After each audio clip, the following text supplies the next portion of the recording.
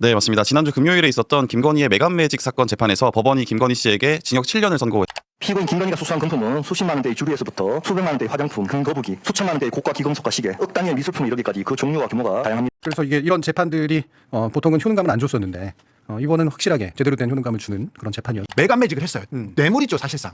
돈을 주고 자리를 받았는데 집행유예를 주면, 그리고 이 사람은 천문학적으로 부자인데 집행유예는 2년 동안 뇌물 주지 마, 안 줄게요 하면 끝나는 거예요. 그래서 동정죄를 안 저지르고 이렇게 했는데 이게 뇌물인데 뇌물죄를 묻지도 않았어요. 알선수재를 묻지도 않고요. 김영란법으로 묻지도 않고 증거인멸 교사. 예. 자기 비서하고 운전기사들한테 야 전화기 없애. 그리고 휴대전화 없애. 노트북 없애. 이 지시했다고 증거인멸 교사로 집행유예 2년. 2년 동안 증거인멸 교사만 안 하면 아무 죄도 안 되는 거예요. 저건 애초에 기소가 문제였죠. 자 보시면 그러면 뇌물을 주고 자리를 받고 나중에 잘못해서 집행유예 받는다. 이렇게 뇌물의 길을 열어준 수사였고 그다음에 재판이었다고 봅니다. 그게 바로 이제 이 조직을 자유민주당이라는 정당에서 리박스쿨이라는 곳에 댓글 팀을 만들어라고 지시를 한 사실이 드러난 거예요. 근데 그때부터 했던 일이 이분이 당에서 이제 만든 당폰을 가지고 계정을 파서 리박스쿨 단톡방을 만든 거예요. 자기는 이 단톡방을 본 적이 한 번도 본 적이 없다. 만들어라고 지시를 했지만 단톡방에서 어떤 내용이 나오는지 알지 못한다라고 재판장에서 완전히 그 책임을 전가를 하더라고요. 근데 이 노사모를 능가하는 온오프라인 조직으로 극대화라는 2003년 대비 문건을 제가 이 자리에서 공유를 드린 적이 있었는데 신천지 내부 문건이었거든요. 그러니까 방어하지 말고 공격해라. 페미니즘을 딱 때리면 성동격서로 결국 좌파들이 분열하게 될 거다라는 내용이 2008년도 공지로 이제 나와 있다. 목표는 하나다. 그러면서 쭉 얘기하는 게 핵심은 좌파 척결 네 글자입니다.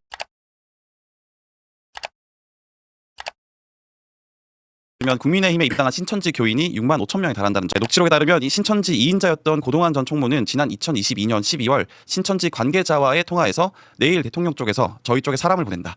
분명히 또 당 가입을 부탁하는 것 같다라고 말했다고 합니다. 근데 7월에 3,800명으로 늘어납니다. 그리고 경선이 있었던 9월 직전에는 6,500명까지 증가합니다. 그렇죠. 사실은 당선 자체가 그러니까 경선 자체에서 좀 불법성이 짙은 일이 있었다라고 볼 수 있는 거죠.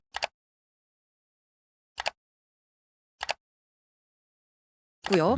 국내 제2의 반도체 클러스터로 이제 호남 반도체 지역을 만들겠다라는 거.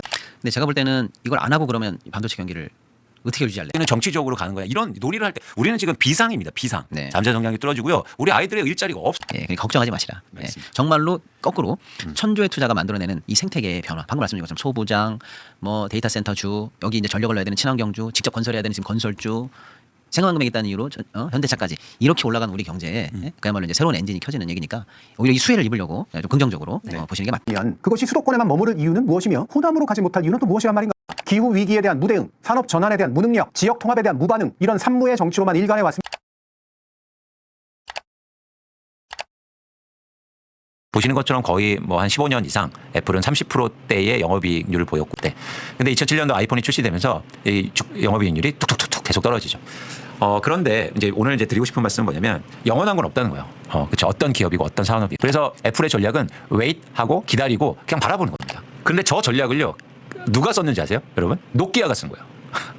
그런데 어떻게 됐습니까? 결과는 노키아는 이제 뭐 다른 분야에서 지금 영업을 하고는 있지만 노키아는 이제 스마트폰에서 없는 회사라는 거예요. 그래서 이제는 두 가지를 말씀드리고 싶은데 첫 번째는 우리가 투자할 때도 변화에 익숙해지셔야 됩니다. 영원한 건 없어요. 영원한 건. 그런 변화의 과정 속에서 여러분들은 좀 더 능동적으로 변화하는 분야 그리고 좀 더 그렇게 진취적으로 뭔가 행동하는 기업에 투자하고 있는가를 관심 있게 보셨으면 좋겠다는 말씀을 드리고요. 근데 트럼프 행정부에서 대형 변압기 관세를 25%에서 15%로 인하해주겠다라는 이야기가 전해졌습니다. 근데 저 뉴스는 저는 조금 웃겨요. 왜 저런 결정을 했냐면 관세를 인상해도 어쩔 수 없이 내가 수입해야 되니까. 그러니까 자기네들 물가만 올리고 있고 투자만 지연되니까 그러니까 가격 대비해서 수요가 탄력적으로 움직일 수 없다. 이건 반드시 필수제이기 때문에 이런 과정이 앞으로 계속 될 겁니다. 맞습니다. 그래서 뭐 전기, 전선, 변압 등등등 배전 뭐 이런 거 등등등은 여전히 아직은 병목에 위치해 있다. 어쩔 수 없다.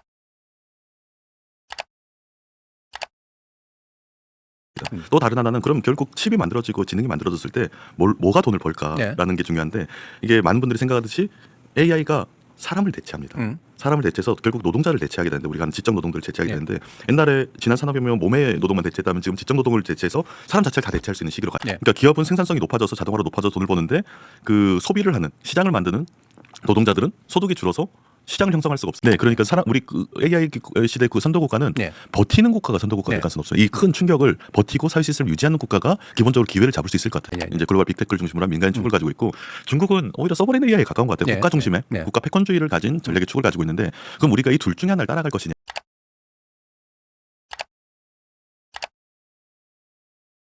그러니까 내가 이렇게 월드컵을 망쳤는데 왜 나 뭔지 모르겠어 무능한 거고. 모르는 거지. 해석을 못하니까. 아는데도 그렇게 했다면 사악한 겁니다. 아, 그렇지. 뭘 해도 나쁜 거. 그 특별한 혜택, 특혜를 2번 받았다고 얘기하지 않았습니까? 네. 근데 보세요.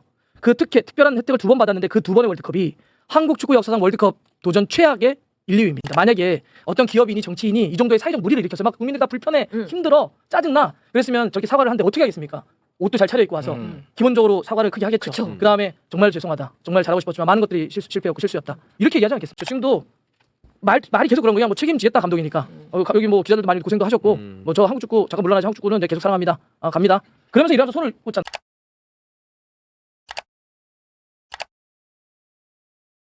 제가 요즘은 대통령의 발언이 이렇게까지 가볍다라고 하는 거를 이제 더 이상 해석도 할 필요도 없고 사실은 인용도 할 필요가 없는 경우들이 너무 많아요. 이게 저는 저널리즘을 망치고 있다고 생각하거든요. 우리나라도 좀 이와 유사한 현상들이 나타나고 있는데 지위를 이용해서 발언을 하는 게 그러니까 우리 민주선거 역시 주권자가 1인 1표제를 수행하는 거에 대해서 문제가 있을 수 있죠. 네. 그런데 그거를 보완할 방법이 없지 않습니까?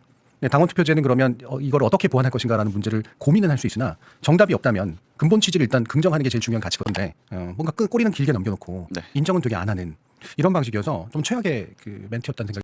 이제 미국이 어느 정도 빠져나오느냐라는 문제가 남아 있을 것 같은데 미국도 트럼프가 사실 이 MOU는 기본적으로는 항복 문서거든요.